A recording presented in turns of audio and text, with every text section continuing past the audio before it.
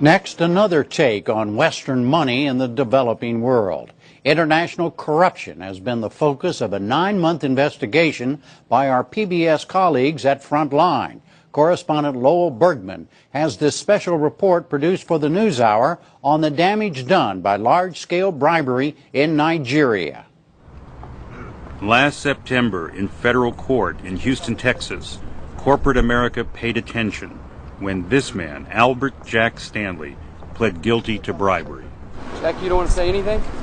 Stanley, the former CEO of KBR, then a subsidiary of the Hillburton Corporation, agreed to a record 7-year prison sentence for masterminding the payment of $180 million in bribes in Nigeria. Mr. Stanley's been cooperating and cooperated today. As a result, earlier this year, KBR and the Hillburton Corporation agreed to pay more than $500 million in fines, the largest fine ever for international bribery by a U.S. company. This case has opened a window into the way multinational corporations do business in corruption-plagued Nigeria. The World Bank has reported that Nigeria has lost $300 billion over the last few decades due to corruption. I will not argue with them. 300 billion disappeared. Over a period of years. Olusegun Obasanjo was president of Nigeria from 1999 to 2007. Fighting corruption is like fighting a war in a battlefield. A former Nigerian general, President Obasanjo is a founding member of the anti-corruption organization Transparency International. Corruption, you would agree, is endemic in Nigeria. It is. Corruption is a cancer that must not be allowed to be in the body of a nation because it destroys. And that is what we were fighting against in Nigeria. In 2003, President Obasanjo appointed this man, Nuhu Ribadu, as Nigeria's first chief corruption hunter. We went after the very powerful people, the rich ones, those who hitherto were above the law. One of the governors, we think he took close to about 75% of the resources of the state. One governor took 75% of the money from the state government? And this is a state that is probably made over $1 billion in terms of revenue. The governor diverted minimum 75% of that for himself, alone. While the people are living on $2 a day. That's it. Corruption has taken over the engine of government in Nigeria. It's what runs everything. The cost of this corruption is most evident here in the Niger Delta, the center of Nigeria's oil industry. But all that oil wealth does not reach the people, who live in abject poverty, with the land and water devastated by spills, and the air poisoned by the constant burning of natural gas, called flaring. All this the consequence of out-of-control corruption. And before you took office, no company had been prosecuted in Nigeria for bribery. Never. And you come in and you make how many cases? Thousands. And then we got convictions, about 270-something. 270-something convictions. Yeah. World record, I believe, by any standard, Ribadu says he went out of his way to set an example. No one was immune. You investigated your boss? The Inspector General of Police, yes, I investigated him. I seized $150 million from him and sent him to prison. And governors of some of the wealthiest state governments? Several. Didn't they try to bribe you? Several times. Several. Indeed, at one point, there was a particular incident where I was given $15 million cash. You were given this money? Directly. Former governor of one of the Niger Delta states in Nigeria, he gave me cash, $15 million, in bags, 2 heavy big bags, and I used it as evidence against him. But Ribadu says when it came to the really big payoffs, involving major multinational companies with bribes going to the top leadership of the country, he often felt powerless. Most of these things happen outside Nigeria. The documents are not in Nigeria. The money is not in Nigeria. The entire transactions do take place outside. That is the difficulty I faced. The big chief executives, they are not in Nigeria. The only time they go to Nigeria is to go and give somebody money.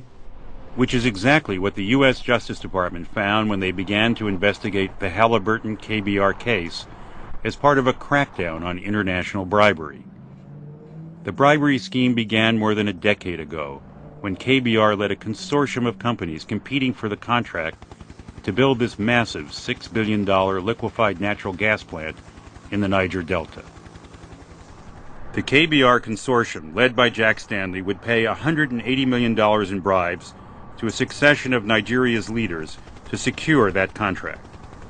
It's one of the few cases we've seen where you've got all the players in a complex international structure of fraud, corruption, and self-enrichment.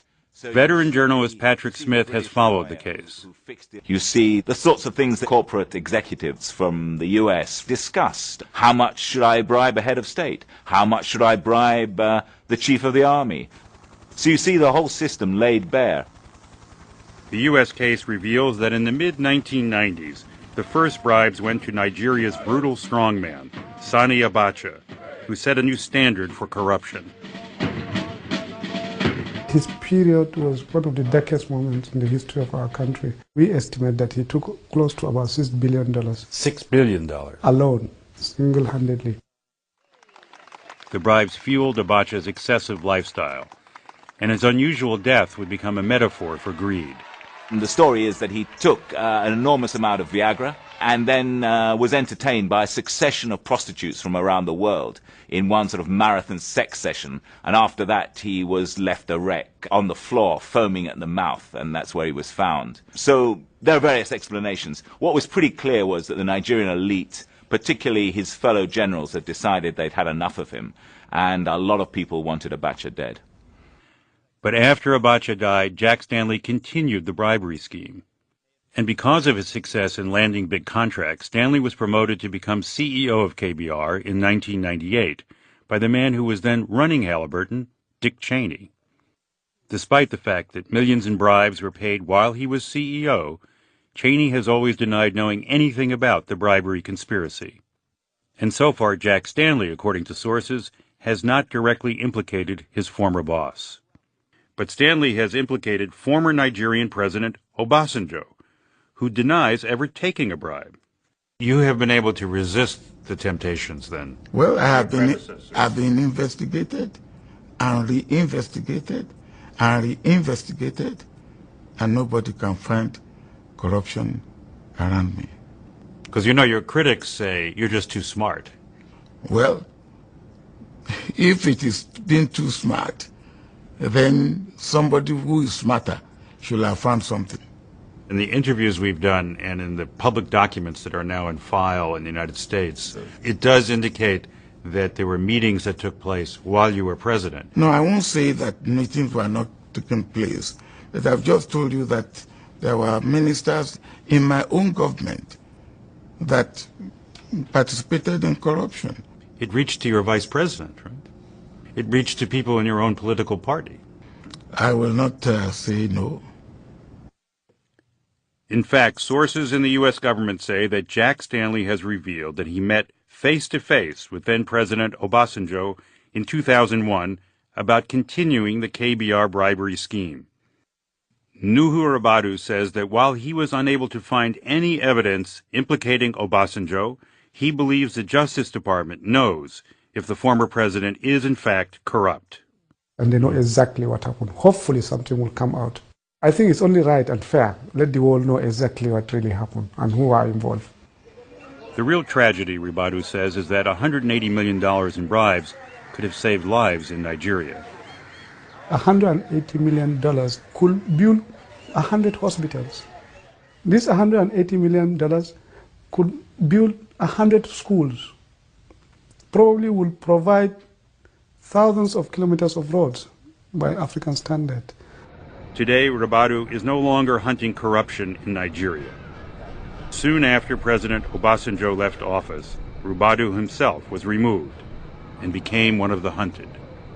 He was chased down and shot at, but his bulletproof car saved his life. I survived it. They wanted to kill me. If you fight corruption, it fights back. And I fought corruption in Nigeria, but I'm lucky, I'm out. They missed you. Yeah. Very lucky. for now. He now lives in exile in the United Kingdom. As for KBR's Jack Stanley, he admitted to not only arranging the bribes, but also diverting millions from the bribe money into his own personal Swiss bank account. Stanley's testimony in this case has already resulted in additional indictments, and more are expected.